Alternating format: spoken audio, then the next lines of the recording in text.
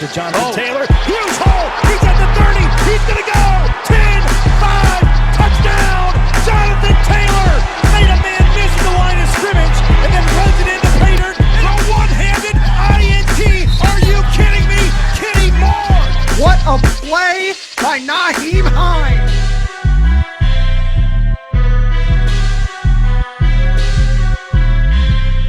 Horseshoe is back, baby. The horseshoe is back. What's going on, Colts Nation, and welcome back to another episode of the Bring the Juice Colts podcast. Cody Felger, Derek Larger here. We are going to discuss in more depth some of these impending Colts free agents and kind of give our thoughts on reasons why we think they should be re-signed, reasons why we think they shouldn't be re-signed. Did a video a few months ago basically just touching on each guy and saying, yeah, we want him re-signed. No, we don't want him re-signed. But we didn't go in depth about some of these players. So we may not do all of the impending free agents. We're going to do some of the bigger ones that are more talking points.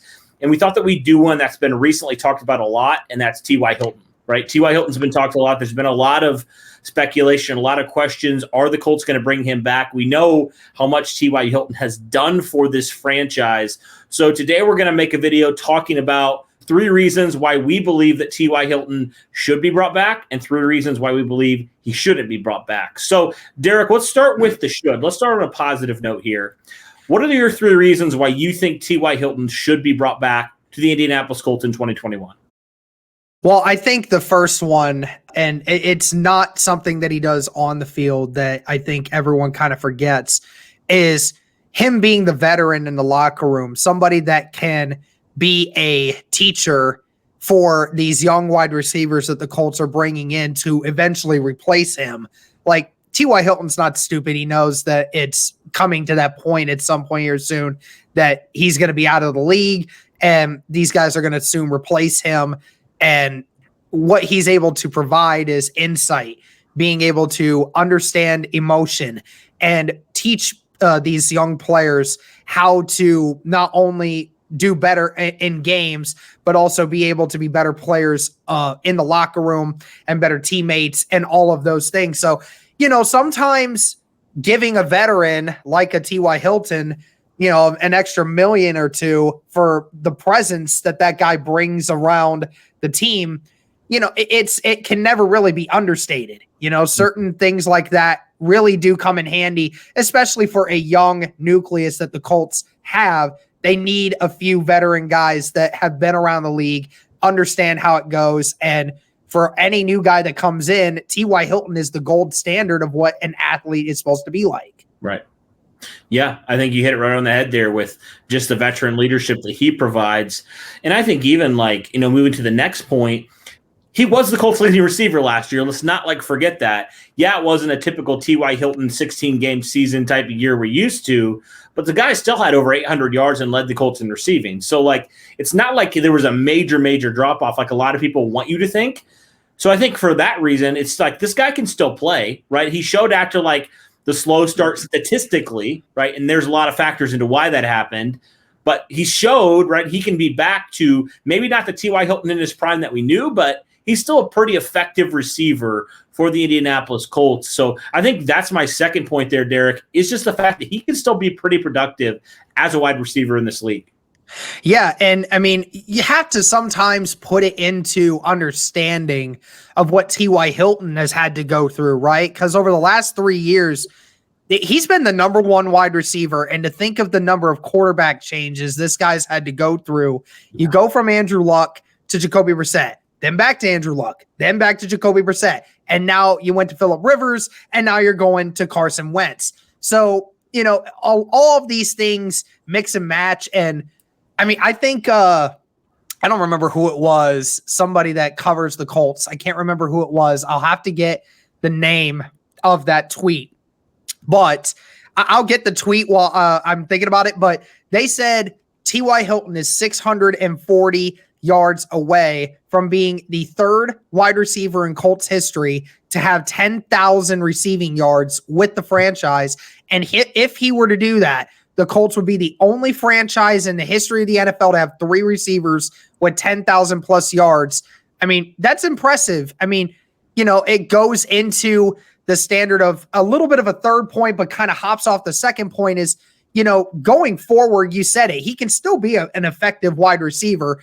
Ultimately, it's just a matter of how he's used in the system and how much money are you actually willing to pay him? Because, I think T.Y. Hilton knows his worth. I think he's a guy that understands how this game works. And I think he knows the Colts want to bring him back. But if there's a chance where he can go try and win a ring somewhere else while also making just as much or if not more money, I think that T.Y. Hilton would probably take that because it's going to be his last contract. He wants to feel like he's getting reprimanded perfectly for this kind of transition going from his last few years in the NFL. Mm-hmm. I think also like the kind of my third point here I'm going to talk about is the fact that we kind of saw it with Andrew Luck, right? Like we saw it when Andrew Luck came into the league. Reggie Wayne signed back with the Colts, right? And kind of helped that franchise move into the T.Y. Hilton era, basically. Mm-hmm. And I think maybe T.Y. could do a similar thing, right? Because he has said this last contract he signs, this next one he signs this offseason, wherever that is, it's going to probably be his last one. So maybe we see kind of that passing the torch with Michael Pittman, Paris Campbell, some of those guys. If you draft another wide receiver, if you bring in a wide receiver in free agency, I could see that being a passing of the torch type of thing and just helping out your quarterback, Carson Wentz, who's, he's had some troubles with different wide receivers, inconsistencies, injuries, all those factors. Just having a guy like T.Y. Hilton in that wide receiver core, I think that could just help out so much your new starting quarterback for this year and just the transition now into the new era of the Indianapolis Colts wide receiver group. Yeah, and that was Josh Wilson that covered the Indianapolis Colts for Stampede Blue for a while. Josh Wilson was the one that brought up that interesting stat that I didn't know about. And it's crazy because like the other two, Marvin Harrison, Reggie Wayne, right? Mm-hmm. Both those guys played with Peyton Manning and Reggie Wayne played with Andrew Luck. So if that tells you right there, like how good T.Y. Hilton has been with all the carousel of quarterbacks he's had to play with. Yes. We didn't even mention the other ones he had to play with, Matt Hasselbeck, Charlie Whitehurst, Josh Freeman, to name just a few, Scott Tolzien. There's a lot that he had to play with. Right. And consistently doing that and only being 600 yards away, that's incredible, man. That's an incredible career for T.Y. Hilton and truly just shows you how dominant he was in his time in Indianapolis so far. So I would certainly love to have it. Let's move on now to the negatives. Hey, what's up, guys? I want to take a pause from the video to talk about our sponsor for this video, Manscaped. Now, Manscaped is the best in men's below-the-waist grooming. Manscaped offers precision engineering tools for your family jewels. They obsess over their technology developments to provide you the best tools for your grooming experience.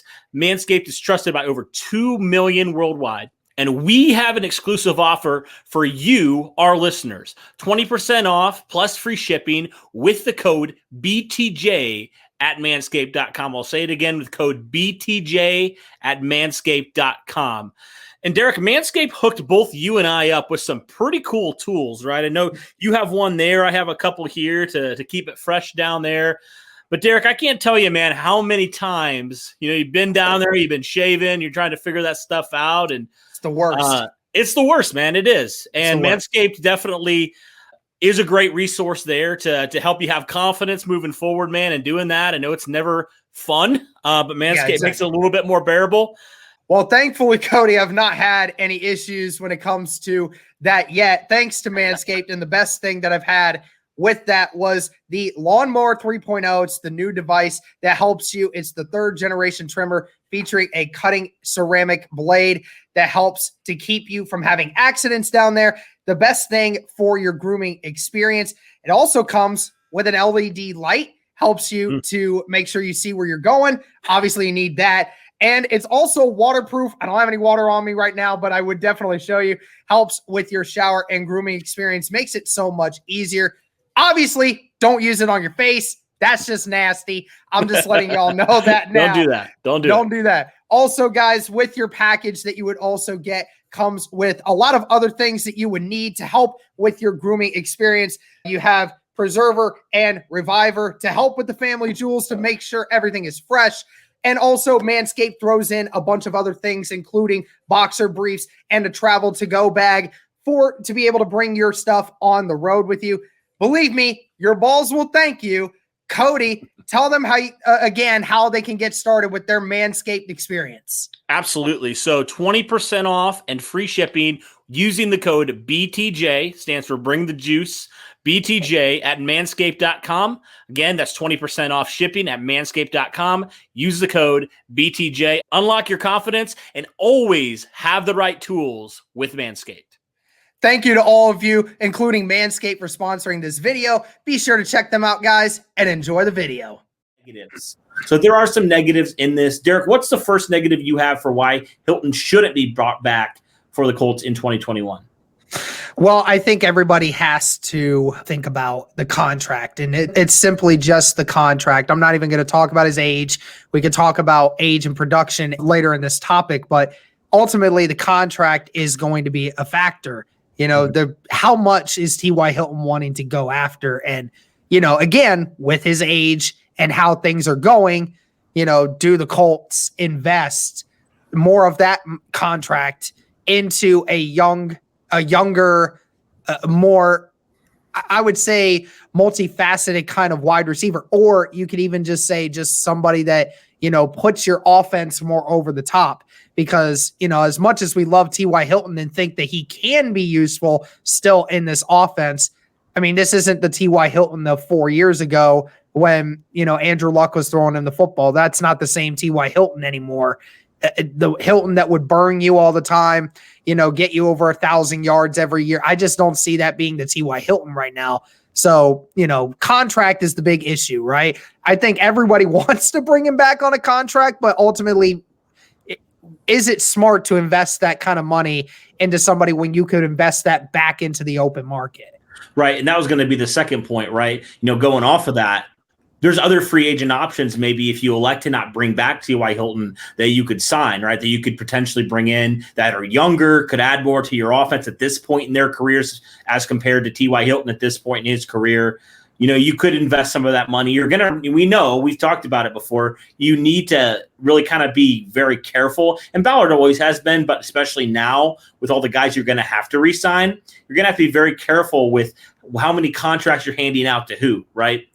And if you're going to commit for a couple of years, would you rather it be a T.Y. Hilton who's getting a little bit up there in age, or would you rather it be one of those younger wide receivers that you can get in free agency? We all know the names, Allen Robinson, some of those guys like that, Kenny Golladay, and some of the guys that they hit the open market, even guys like Curtis Samuel. That's another name that's been brought up recently. What if you invested part of that money into getting a younger guy there and just saying, the future's now with our wide receivers. We thought Michael Pittman looked good enough where we feel like we can trust him here in year 2. Paris Campbell, we think he can get back to where he is. We already know what we have in Zach Pascal. We bring in a guy like Curtis Samuel or somebody along those lines. Boom, there we go. That's our wide receiver core. I could see the Colts going that direction, kind of going for a youth movement there, and that would mean T.Y. Hilton's time in Indianapolis is drawing to a close. Derek, what is your third point here on why you think T.Y. Hilton shouldn't be brought back? Well, I think ultimately it kind of goes with the production means, but I think in a sense, the schematic effect of this is one thing that kind of concerns me, because I think for a guy like a Carson Wentz, I thought that Phillip Rivers and T.Y. Hilton had a special connection because of the types of throws that Phillip Rivers really liked to make. I think Carson Wentz is a different kind of quarterback who's going to want to run a different kind of offense. RPOs are not 100% of what T.Y. Hilton really wants to run.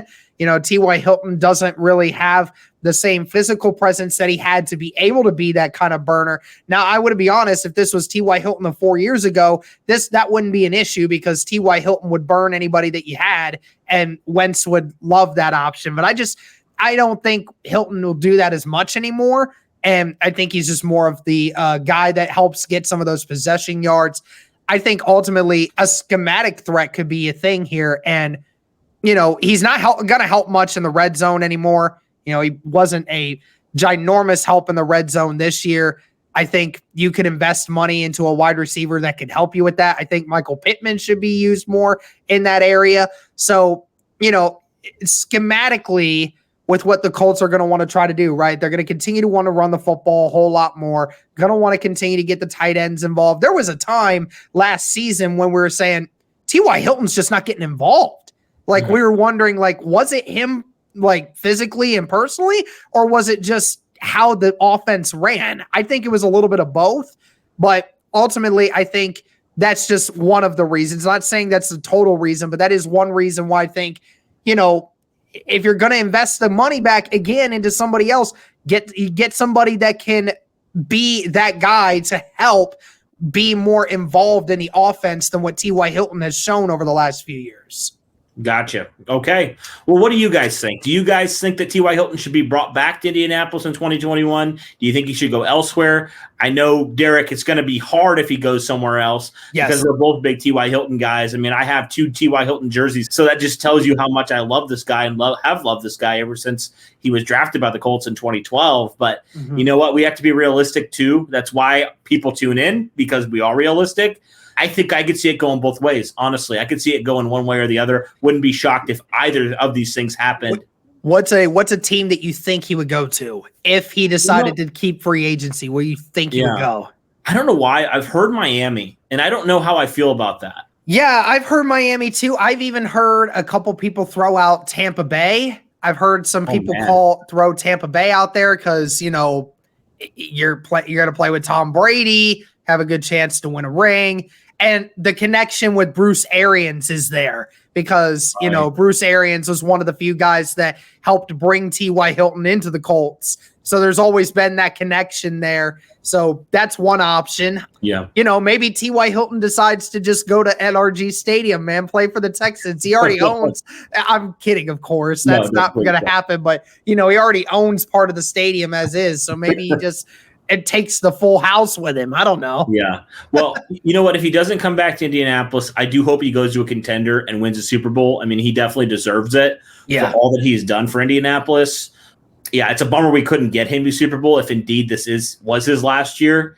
But regardless, I want T.Y. He's one of those guys that's been a constant professional throughout his career. He's been dealt so much from this organization, a lot of turmoil, and he's stuck with it, man. He's been a team player and really appreciate all that he's done, and I would love to see him back in the blue and white, but I get it at the same time. It's a business at the end of the day. You can't afford to get sentimental, and I believe Chris Ballard's the type of GM that won't.